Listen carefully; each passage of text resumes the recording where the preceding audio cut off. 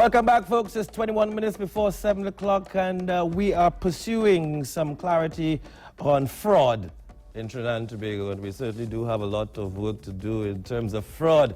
White-collar criminals, the Global Forensic Institute, they're coming for you. They will host the Caribbean Fraud Conference on the 5th and 6th of June, and the conference will grapple with some of the realities of fraud in the Caribbean. Directors of the Global Forensic Institute, Jerome Chambers and Gillian Ash Henry, they're here to tell us more. Folks, welcome to Morning Edition. Great to have you here. So, Miss Ash Henry, tell me, in terms of white-collar criminal activity, has the Caribbean fallen way behind the rest of the world in treating with this matter? I wouldn't say we have fallen. We have some way to go. But what we seek to do is to ensure that we have policy. So we haven't fallen behind. I wouldn't say we have fallen behind, but we are working. We are work in progress. When you look at our legislative framework, when you look at our policy framework, policies and procedures within state enterprises, within the private sector and so on, do you think that we still have major gaps and deficiencies in that framework? Yes, I would agree. One of the things that we looked at, especially with the last election, we spoke about having a national fraud and corruption control policy for everyone. All state enterprises, every business, every entity should have that policy. And has that materialized? Not as yet. Not as yet. Not as Do yet. you have the confidence that it will materialize? I think so. I think so. I think so. We have been speaking with some major stakeholders, and I would see, I mean, it would take a little while, but I would see in the near future it would become something necessary. We need it like yesterday. Yeah. Mr. Chambers, could you tell us a bit about the actual conference and the agenda of the conference? Well, if I can follow on from the last question there, I think perhaps evidence that we are heading in the right direction is that we have two senior cabinet members who will be speaking at the conference. On day one, we have the Attorney General, who will speak about FATCA, the Foreign Asset Tax Compliance Act, from a country perspective. And on day two, we will actually have the Minister of National Security, who will treat with another hot topic, the terrorism threat, whether or not it's real. There's another person that we're bringing in from Canada, who's actually the retired Assistant Commissioner for the Royal Canadian Mounted Police. Yes. Once we talk about crime in Trinidad and Tobago, our main issue is the ability to detect crime. Yes. So he will be talking about crime detection strategies. Yes. Now that's just the three at the top there. The main themes are FATCA, trafficking as it relates to human trafficking, and financial risks.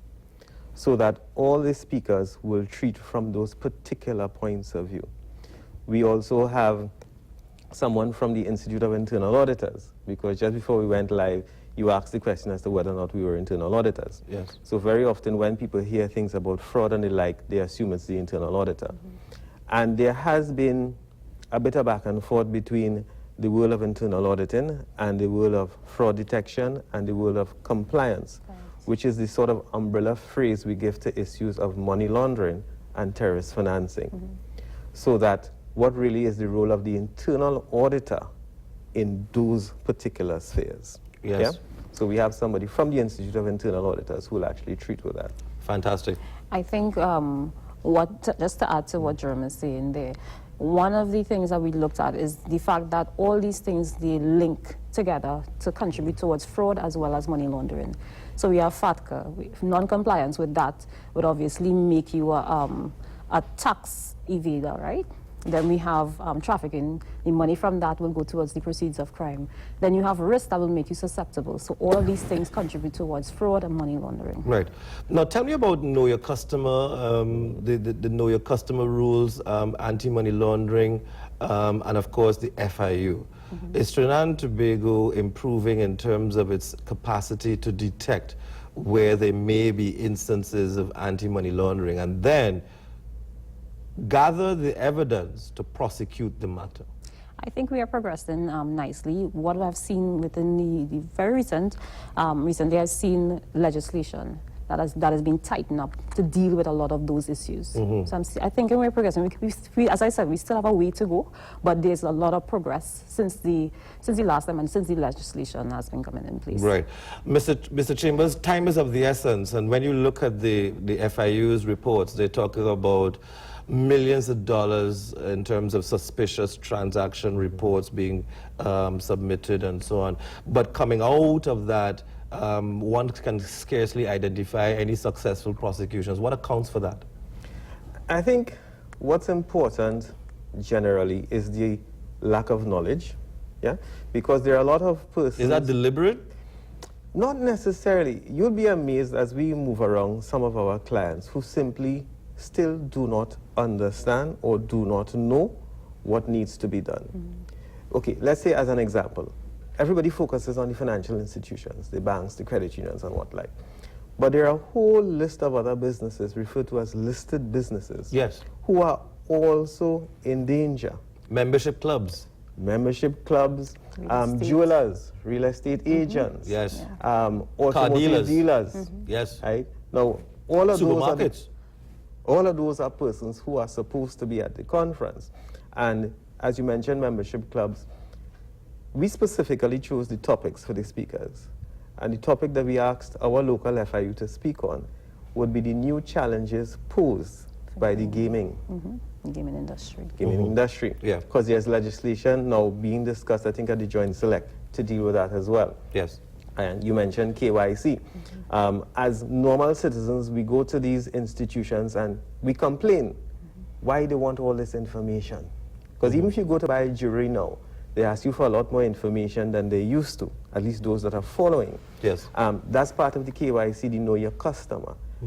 Very few people understand it's also for your protection as well as the particular organization. You may be honest, but a lot of people aren't, and they're looking for loopholes. The loopholes are beginning to be tightened. Just yesterday, we had an interesting discussion with somebody from the U.S. State Department that is talking about building capacity within the region to deal with things like this, not just from the training point of view, but also when assets are seized. Yes. Who now will take charge of it until the court process is finished? So a lot is happening behind the scenes. Very good, and we hope to see a lot more of these developments happening a little faster, and so that people can have a greater level of confidence, not just in the financial system, but in the fairness of the pricing and so on that goes into a lot of these services and goods that are being offered by these listed companies. Mrs. Henry, in terms of the actual compliance factor and the regulators, the various regulators who are charged with the mandate to ensure compliance, are we doing well in that regard? So if you are a listed company under the Act, who is ensuring that you are compliant with the requirements of disclosure? Well, that would be a job for the FIU, and that would be a question as well for the FIU. What I can say, based on dealing with a lot of the compliance personnel, because we would have done a lot of training, and they have been in our past conferences. We have seen where they have taken information from this very conference and used it in their organizations to help them to tighten their policy, as well as tighten the transactions that they would do with persons in the organizations. Fantastic. And Mr. Chambers, in terms of the people who should attend this particular conference, who are you targeting? The C-suite. So you start from the CEOs, the chief operating officers, the chief risk officers, the compliance officers, the internal auditors, attorneys, who are also part of the listed group. Yes. But not necessarily many of them do, but so that there's a whole host of persons there, even the chief technical officers, because people look for the loopholes.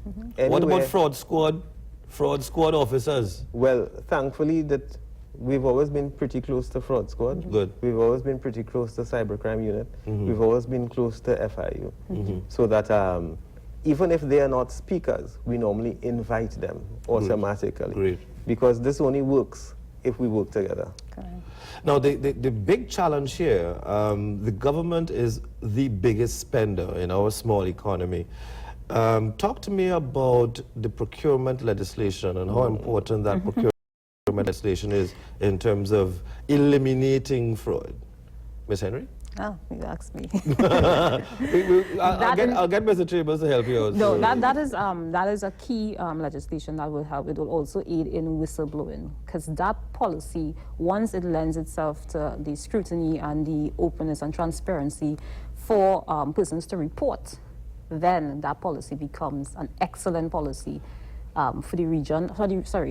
The nation. Yeah. Now, is it then that we also need supporting legislation? You talked about Yes. whistleblowing legislation and so Yeah. on, but we're not seeing that speed, link. No, at that least. speed of implementation. Why is that? I can't answer why, but I know those things takes time. It takes time.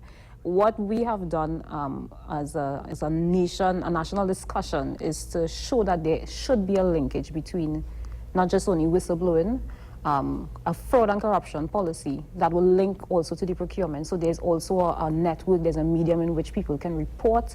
There's also the stance. So for instance, you have where persons may say, okay, we have procurement. What is procurement fraud? They may not know what it looks like. So you have a policy that will lend itself to that. So the legislation should be tightened up, and we have the supporting policies that will lend itself to. Right. And what is interesting, Mr. Chambers, is that procurement fraud is not only a challenge for the public sector, but the private sector. But we scarcely ever talk about procurement fraud in the private sector. We tend to refer to it slightly differently. We refer to it, let's say, from the point of view of calling it occupational fraud. Occupational fraud. Occupational fraud occurs where you have somebody who's an employee of the business, who knows the loophole, who knows the system. And useless, yeah. They use it to their benefit. Right.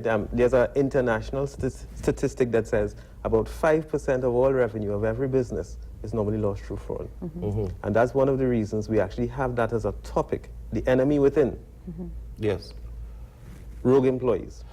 Where are those systems failing? Is it a question of poor internal audit practices, a lack of internal controls? Where's the failure, especially in the private sector? I mean, one of the things I will look at, one of the things I will look at is there are actually persons who are set up. They are trained. I was actually speaking to a colleague who said there was a school that was training persons to go into a particular bank to defraud that bank, not locally, internationally. So we are actually having persons training to defraud our organizations. He looks disturbed. Wow. Yes. So that even within So the you can region, pay a school fee and go learn. It's Yeah, it's they're- like pickpocket school. they're being groomed to Right. defraud organizations. So that is one of the things when we look at the topic of rogue employees, which is one of the topics we're having, that is one of the things we have to look at. The fact that there are people who are actually set up to defraud our organizations. And it's difficult in terms of the recruitment and selection process to identify persons who may have been exposed to that Yeah. kind of training. And Hence the reason human resource management would be a good, Background checks. human resource management would be a good person to come to the conference as yeah, well. I think you should include HR professionals in your target audience and make sure that they are aware Yeah, what to look of for. these dangers. Because ultimately in Trinidad and Tobago, I think we have battled so long in dealing with other forms of criminality, but we are way behind the ball in terms of white-collar criminality. I think we keep dealing with the symptoms and not the root cause. The symptoms. Yeah. Explain that to me. When I say symptoms, so for instance, you would have someone come into the organization and the root cause would be this person has committed fraud elsewhere, right? And for instance, if you look at in the bank fraternity, the financial fraternity, you would see they keep on jumping from one place to the next, one Right. institution to the next. So that's a red flag. That's a red flag, definitely. However, there's no sort of networking or shared information to be able to touch that person. Well, an HR professional might say, well, this person has a broad range of experience across the industry. Broad range. And maybe that's a positive. Maybe a positive, but it also can be a red flag because you keep on leaving one job to the next. But but then we have privacy laws. I mean, we have the challenges. I mean, will your previous employer share that very detailed information about your experience at their institution with another institution? You know, wouldn't that be contravening a person's rights? No, actually, I've seen where people get very creative in how they share that information. Oh, what do you use? They use pig lattes, so lingo. But Mr. Chambers, so tell me again the date of the conference. The 5th and 6th of June, we'll be at the Radisson, Trinidad. The cost, I should say, the cost is $3,500. And for persons who may say, well, that sounds expensive. But you're hoping that organizations pay this on behalf That's of... normally how it works, because this is not the first one. Yes. Right. We had the first one in 2015, and we gave a commitment once every 2 years.